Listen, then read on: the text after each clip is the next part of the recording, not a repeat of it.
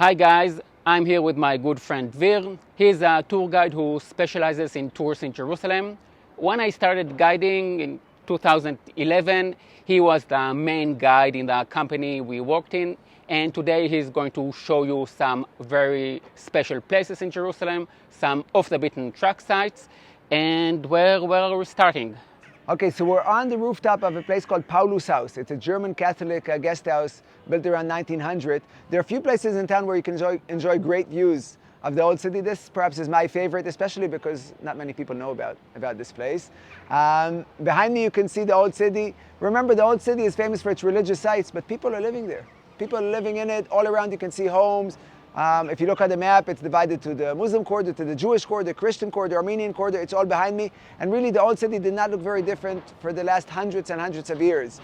The main sites, of course, are the Dome of the Rock, the Golden Dome of the Rock, the El Aqsa Mosque. Those are the main Muslim sites in town. If you look to the right, you can see a couple of gray domes.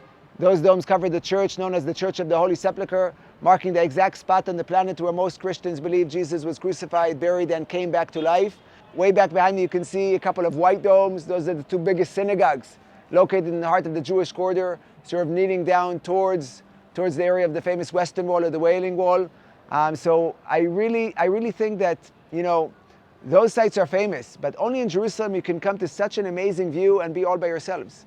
I mean, you ring a buzzer, you come in, you pay the equivalent of a couple of dollars, and you have this amazing rooftop view. I think it's because Jerusalem is attractive for tourists, but it's not a tourist attraction, and that's what really leaves the memory for so many people who come to visit, and also the amazing food that we'll see later on.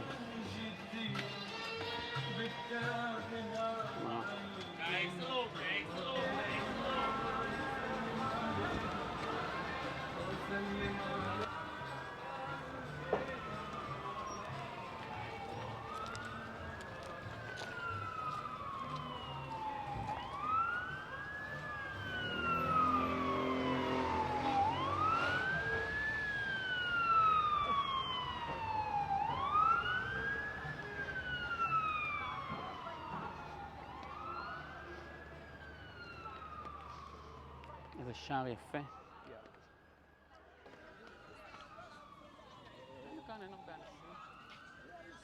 Most tourists and visitors come into Jerusalem from the Jaffa Gate. For whatever reason, I think, again, many times people just get used into a habit, they read, someone told them this, that. Right behind me is the Damascus Gate.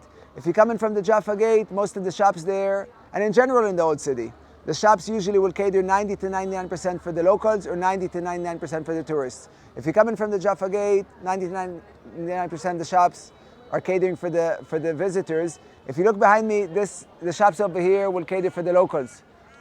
So it's much more, the ambience here, I would say, is much more authentic, whatever that means. Everything here is made in China for the locals rather than for the visitors. So I think you are not the main attraction. They won't come into my shop, no charge for looking is not something you will hear very often over here. The gate itself is by far the most beautiful gate of the old city. Even the name Damascus Gate to a certain level keeps a certain Christian stamp of approval. The road to Damascus that you'll read about in the New Testament. So 2,000 years ago, you did not walk through this gate, but there was a gate over here, and there was a road leading northwards, eventually towards Damascus. You can even see, if you look to the left of the gate, people coming in and out today, you can see remains of an older gate dating back more than 1,500 years ago. So make sure you visit the Damascus Gate when you're in Jerusalem.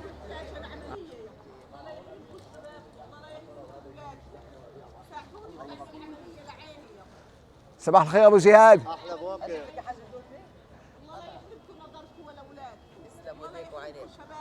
Have a nice morning. Thank you very much. Abu Jihad, can we have a sandwich, please? Let's go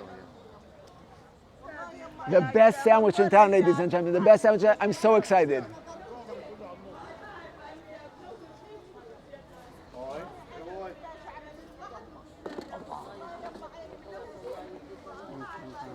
Inside the pot, yeah. Very good. Abu Jihad makes this pot twice a day. It contains of potatoes, tomatoes, and lamb meat wrapped with grape leaves. He does this 6 days a week, twice a day. So it's no surprises in a good way. Please.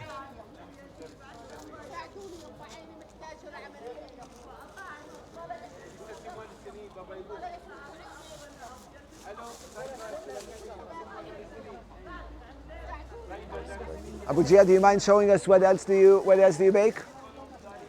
Opa. This side, that's meat with eggs, meat with tahina, meat with tomato. That's meat with onion. And here, wait a minute. That's bread with chicken and cheese with za'atar. We would like to have one cheese with za'atar, please. So when you talk about street food, it doesn't get any better than this. So if you're really lucky, you will bump into Abu Jihad because he doesn't stay in one place all day long. You will bump into him, and if you're really lucky, you'll also be hungry. Because And I am restaurant working. he's a walking restaurant. He's a walking restaurant. You'll see for yourself. His secret is in the pillow. Right, all you need to do is to put it on this pillow, and you can do it yourselves, or not. Oi! صحة يعطيك العافية. Bye Abu Jihad, thank you so much.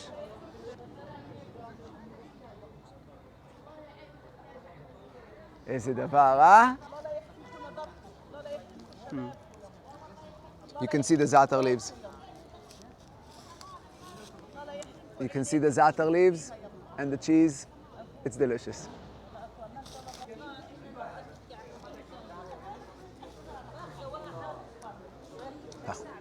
זה נראה גם, זה נראה טוב. זה מדהים. ותחשוב, בדרך כלל אני פוגש אנשים בממילה. כאילו, guys, 5 minutes ago we saw דיור. כאילו, זה מטורף לגמרי. أول عرباوي معلم، أول فراولة معلم.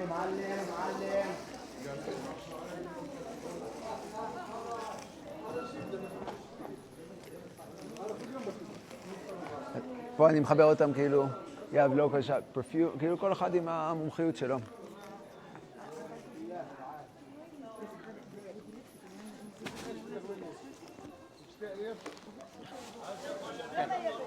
كيفك حاجة؟ صباح النور.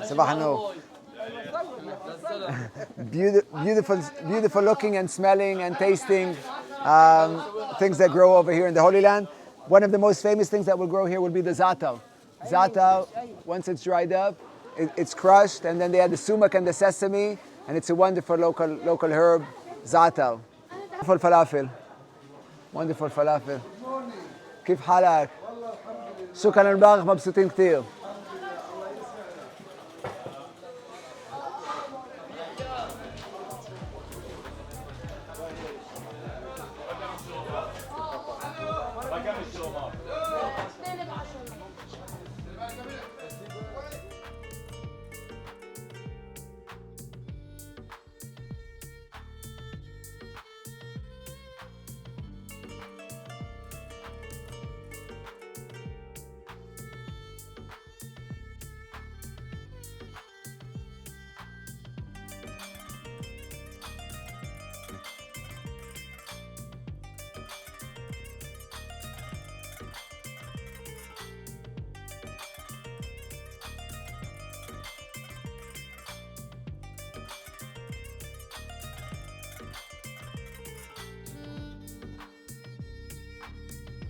So this bakery, in Arabic, Makhbaz bakes one thing, kaik. Kaik is AKA the Jerusalem bagel. The Jerusalem bagel, nothing to do with the bagels you know from maybe North America. This is the last place where the oven is still heated up with olive wood. So when you eat it, you get a little bit of the aroma of the olive wood. The most dangerous thing, of course, here is the long stick that the baker is using. They will be open every day from around 4 or 5 a.m. until noon. When they close down, when there's no more bread left, you can understand how much bread they make every day, right? Most of the bread that they bake, most of the kaiks that they bake, will be purchased outside the Damascus Gate, outside Jaffa Gate, but not over here. The locals know to come over here. Bon appetit.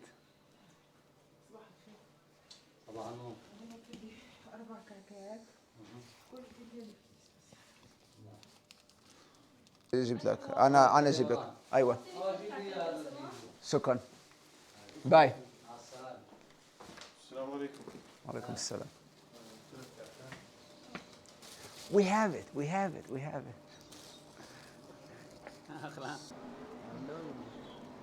Wow, first time I see. Wow. Jdeed, Mabruk. Very nice. First time I see. አንድ ቁልፍ አስቸግራይ ነበር ወደዚህ ይመጣል ወደ ቢሮ Boss, just to see and we come out. Just to see. Thank you. Wow, check out the image of Jesus. Yo, is the issue Ethiopi? Is the issue Ethiopi? Gadol, gadol, gadol, gadol. אין על המקום הזה. וואו, תראה את אברהם ומלהקריב את יצחק. Okay, ladies and gentlemen, sometimes people ask me what's my favorite spot in town in Jerusalem, and to be honest, Jerusalem, expect the unexpected. A kid carrying some bread, bumping into a group carrying the crosses. You never know, it will be the highlight of the day. If I had to choose one spot, this is it. We're standing on top of the church that marks the place where Jesus was crucified, buried, and came back to life, known as the Church of the Holy Sepulchre. On it, there's a small Ethiopian Christian village. That triangle over there, that's a Russian Orthodox church. That tower behind me is the German Lutheran church. The construction over there is being done by the Greek Orthodox. We just passed the Coptic Egyptian Christian church next door to the Catholic church. Hearing a Muslim call for prayer in the background, all presented by a Jewish tour guide. Only in Jerusalem.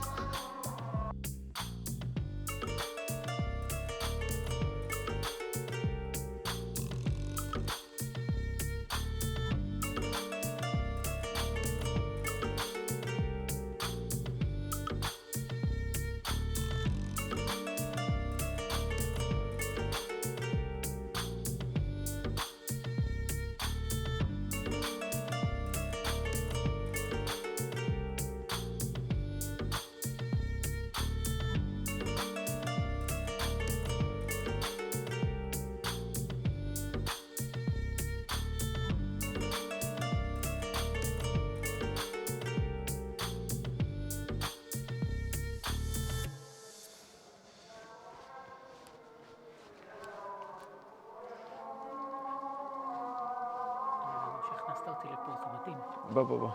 Come. Come, no.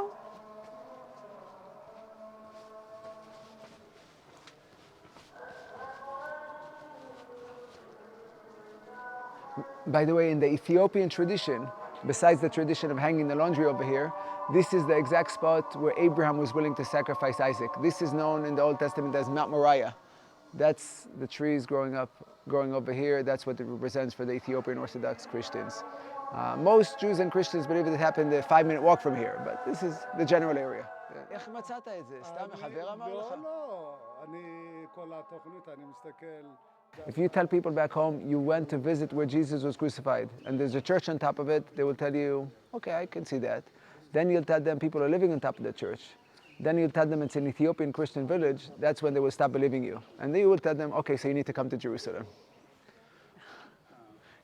Okay, so welcome to Hajj Faraj, my favorite coffee place in town. Not only coffee, wonderful tea, fresh squeezed juices, and most importantly, catering for the local crowd.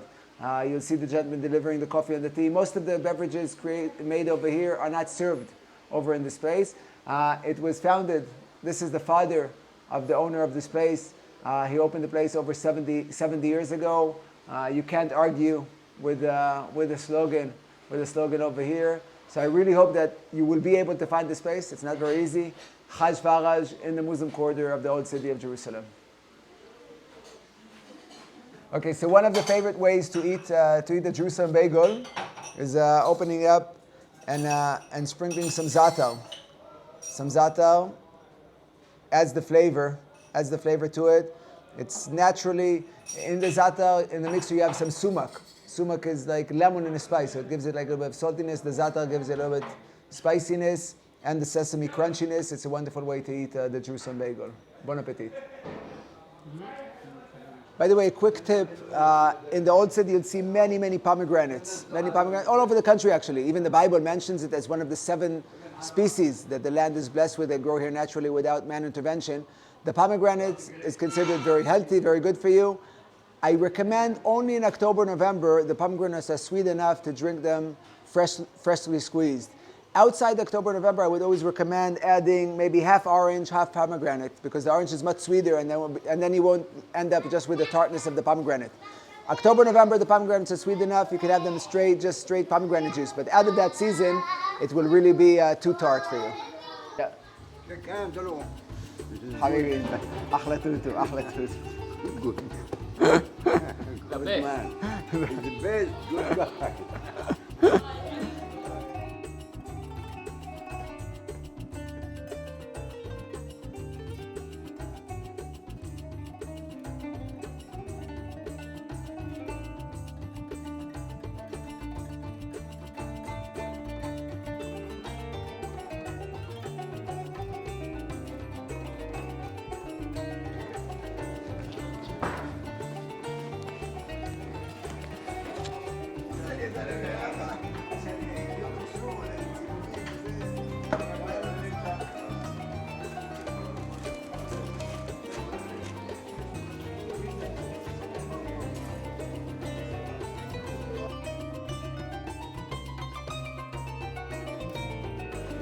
Okay, so this shop over here is owned by some of the nicest people I know in the old city.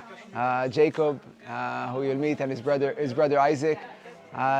What's nice about this place, you come with me, you come by yourself, no matter who comes over here, everyone is treated fairly and equally in the same way. There's a reason the locals line up and buy their spices over here. In the old days, before there were pharmacies and everything, the spice shop was also a place where people got their medicines. So also over here you could see the combination of the medicinal equipment as well as the flavor. So where are we? Hi, how are you guys? Welcome in Jerusalem, in the old city. Especially, to be specific, you are in the spice market now, in the store number 70, which has been selling spices for 400 years. We are a market family here. We are the specialists in the spices and the medicinal herb at the same time, and aromatic oils and aromatherapy. So you are welcome to see our special spice mixtures. We have, as you see, rice mixtures, salad mixtures, za'atar, which is very traditional from this country, which you dip with the olive oil on the bread. It's so delicious and very popular.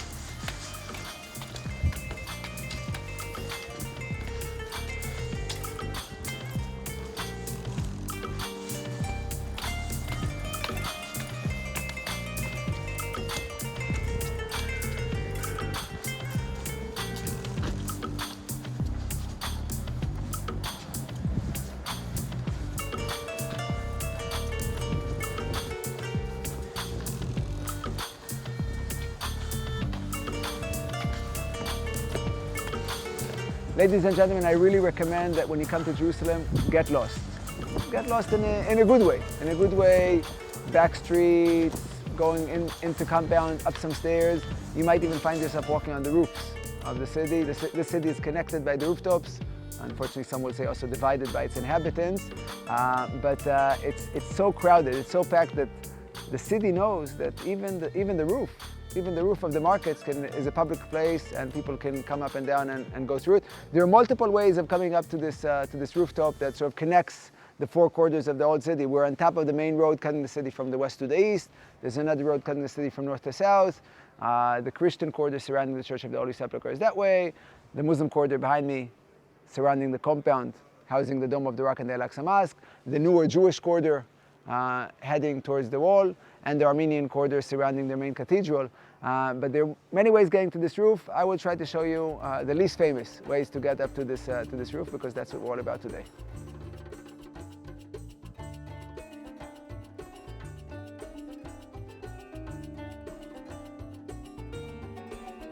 This is a yeshiva, a Jewish religious educational center. It's located in the wrong part of town. It's not in the Jewish quarter, so you can see many security cameras over there, as opposed to in the Jewish quarter where you don't see those kind of things. We'll go through the yeshiva. Yeshiva literally means sitting down, people sitting down and studying. We'll go through the yeshiva to get down from these rooftops.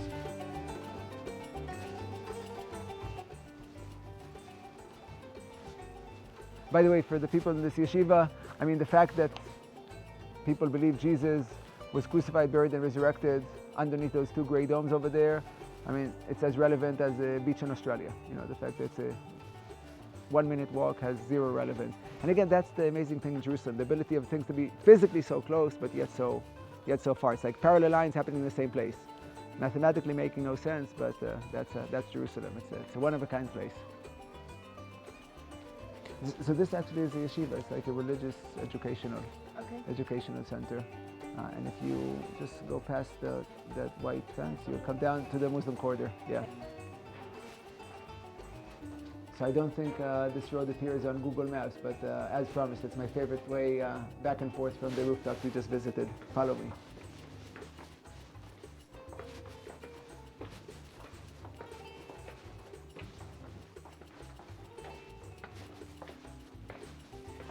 I hope you enjoyed this video. We both offer tours in Jerusalem, and I will leave Dvir's contact information below the video and on my website. And that's it. See you in the next video.